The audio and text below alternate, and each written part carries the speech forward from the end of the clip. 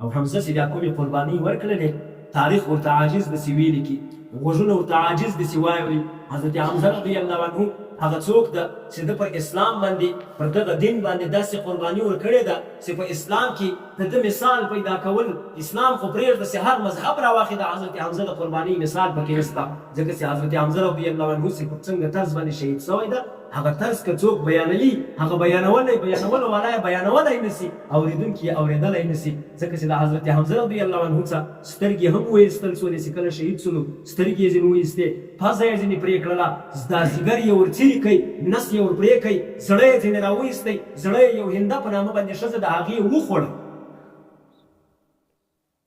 څوک دا قرباني ورکولی شي لیکن حمزه د رسول الله صلی الله علیه وسلم اکا د اسلام په خاطر د خپلوانو په خاطر باندې دا قرباني ورکړې ده دا د رسول الله صلی الله علیه وسلم هغه اکا ده چې پر رسول الله صلی الله علیه وسلم باندې بې حده ګران ده کله چې پر دغه حضرت حمزه رضی الله عنه باندې چې کوم سړي واره یې کړی ول اول واره هغې چې باندې ویستلی ول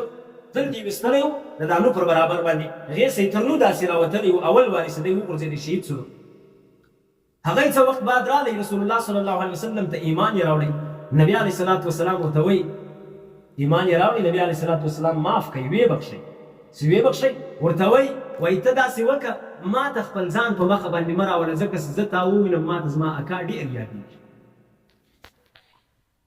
اکا یې چونکې همسنم ده او په کور کې چې یو اکا و وراره د یوه عمر یې سره هغه ډېر سره ګران یي اکا و وراره یي نه تر اکا او تر وراره لا دې خوا سره انډوالان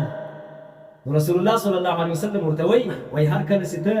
راسې مجلس ته په ما باندې ځان ووینه ځکه چې تا زه ووینم ما ته زما اکا په یاد راځي روایات په دې باندې ګواه دي وایي هغه قاتل چې به هر وخت راغی هغه صحابي وروسته صحابي سولو د صحابه کلهم عدول الله تعالی تر هرې ګناه ورتېر شوی ده چې کوم یې د په جهالت کې کړې ولې د کفر په زمانه کې یې کړې ولې هغه چې به مجلس ته راغی رسول الله صلی الله علیه وسلم به مثلا دلته ناست و دی به هلته کښېنستی شا به راوګرځو نبي علیه صلات وسلام د مخامخ نه ورته کښېنستی ځکه چې داسې نه د رسول الله صلی الله علیه وسلم زهیر سي او خپل اکا وریاد نسي حضرت حمزه رضی الله عنه چې کله ایمان راوړی اسلام نور هم قوي سو نور هم مضبوط سو نو د قریشو څو سرداران دي ابو جهل ده عتبه ده شیبه ده ولید بن مغیره ده امیه بن خلف ده اسود بن المطلب ده دا راولاړ سو عتبه یې د دې لپاره مختص کړي چې ته ولاړ سه له محمد سره خبرې وکړه محمد ته ووایه ورته وایه که ستا باچهي په کار یې موږ تا ته باچهي درکوو که سرداري غواړې تا ته سرداري درکوو که دولت غواړې پیسې غواړې پیسې چې څونه ته غواړې دغونه درکوو که نجلۍ غواړې په مکه مکرمه کې چې پر هره نجلۍ باندې دا شیدې هر څونه نجونې چې غواړې هغه تا ته په نکاح درکوو خو بس زموږ د بوتانو پتوالی بیانول پرېږده رتبه ورته راغی رسول الله صلی الله علیه وسلم ته نبي علیه الصلاة والسلام ته یې وویل وراره زه تا ته دا خبرې کومه تې راسره واوره نبي علیه الصلاة والسلام ورته وایي وایه چې هر څه وایه زه یې اورم چې کوم آفرونه سرداران ورکړي وو چې ورسه محمد ته باچهي غواړې نجونې غواړې دولت غواړې سرداري غواړې څه هر شی غواړې موږ درته تیار یو درکوو یې خو بس دا زموږ د بوتانو بدوالی بیانوو پرېږدو رسول الله صلی الله علیه وسلم ورته وایي تاسې کومه خبره کوله ودې کړه رتبه ورته یې هو وایي اوس نو زما دا واوره رسول الله صلی الله علیه وسلم ورته وایي زه الله تعالی پیغمبر رالیږلی نبي یې رالیږلی زه نه ستاسو دولت ته مجبور یم نه ستاسو سرداري ته محتاج یم نه ستاسو باچهي ته محتاج یم نه ستاسو نجونو ته محتاج یم زه یوازې هغه خالق حقیقي ته محتاج یم الله تعالی ته او هغه زه رالیږلی یم حتی هسې روایاتو کې راځي که رسول الله صلی الله علیه وسلم حضرت فاطمې رضی الله عنها ته وایي فاطمې که زه وغواړم دا د مکې مکرمې چې کومه دره د شیله ده دا به ټوله الله تعالی ماته په سونا رابدله کړي سونا به راکړي خو زه یې نه غواړم لکن اشبع یوما و اجوع یوما زه دا خوښوم چې یوه ورځ په لوږه باندې تېره کړم بله ورځ په ډک نس باندې تېره کړم چې کله وږه یم صبر وکړم او چې کله موړ یم بیا شکر ادا کړم خو خیر عتبه ته دا خبرې ټولې وکړې په اخر کې یې د حمیم سجدې دا آیتونه ورته تلاوت کړل آیتونه اوږده دي د حمیم تنزیل من الرحمن الرحیم څه نیولې بیا تر دغه ځای پورې فإن أعرضوا فقل أنذرتكم صاعقة مثل صاعقة عاد وثمود دا آخري آیت ترجمه رسول الله صلی الله علیه وسلم ته الله جل شانه فرمایي وایي که چیرې دوی اعراض وکړي له دین څخه دین نه ومني أنذرتكم صاعقة فقل أنذرتكم صاعقة نو ته ورته ووایه اوس زه تاسو له هغه عذابه بیروم کوم عذاب سي پر سمود او پر عاد باندې مخته قومونه تیر سوي د عاد او د ثمود په نام باندې پر هغو عذابونه راغلي دي هغه رقم عذاب باندې پر تاسو هم راتلای سي زه له تاسو ځینې بیروم له هغه عذابه څخه رسول الله صلی الله علیه وسلم چې دغه آیت راورسېدی عتبه داسې ناسته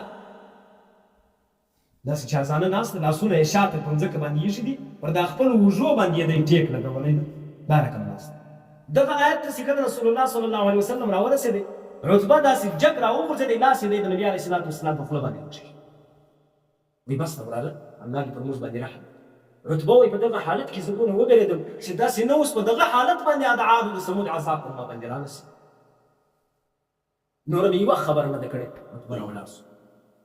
چې راولاړ سو پر لارې باندې روان له لرې دوی ورته ولاړ دي ابوجهل وایي دا نورو ملګرو ته وایي وایي عتبه چې له دې خوا څنګه تللی له هغې خوا هغه عتبه نه ښکاري عتبه ډېر بدل سوی دی عتبه چې کله راورسېدی دوی ورته وایي خیر عتبه څنګه کیسه وسوله حل راته ووایه څه وسول عتبه ورته